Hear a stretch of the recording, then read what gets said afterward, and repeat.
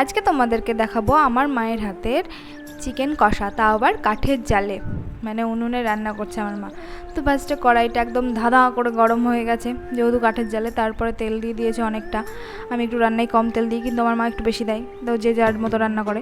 তারপরে একটু পেঁয়াজ কুচি দিয়ে দিয়েছে, একটু না অনেকটাই পেঁয়াজ কুচি দিয়ে দিয়েছে। তো পেঁয়াজটা ভাজা ভাজা হওয়ার পরে এখানে ম্যারিনেট করা, মানে মশলা মাখিয়ে রেখেছিলো আগে থেকে, একটুখানি আগের থেকে।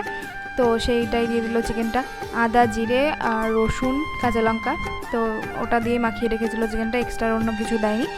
তো সেটা দিয়ে একটু নাড়াচাড়া করার পর এখানে দিয়ে দিল হলুদ আর মানে পরিমাণ মতো লবণ। তো সেটা দিয়ে নাড়াচাড়া করে এখন শুধু কষাবে। আর দেখলে টুইস্টটা দেখলে তো, নাতিতে কেমনভাবে দিদুনকে ভোগা দিচ্ছে। তো যাই হোক, ওখানে দিদুন নাদির আদর চলছিল। তারপরে এদিকে চিকেন কষাতে কষাতে কষাতে চিকেন থেকেও জল ছেড়ে দিয়েছে, আর কালারটাও চেঞ্জ হয়ে গেছে অনেকটা। আর কার কার লোভ লাগছে মাটির উনুনে এই চিকেন কষা দেখে। আর উনুনটা চারপাশটা এরকম, তার কারণ হচ্ছে মা এর আগে অনেক কটা রান্না করেছে, লাস্টের বেলায় চিকেনটা করছে, তার জন্য উনুনের চারপাশে পড়েছে। তো কেউ কিছু মনে করো না,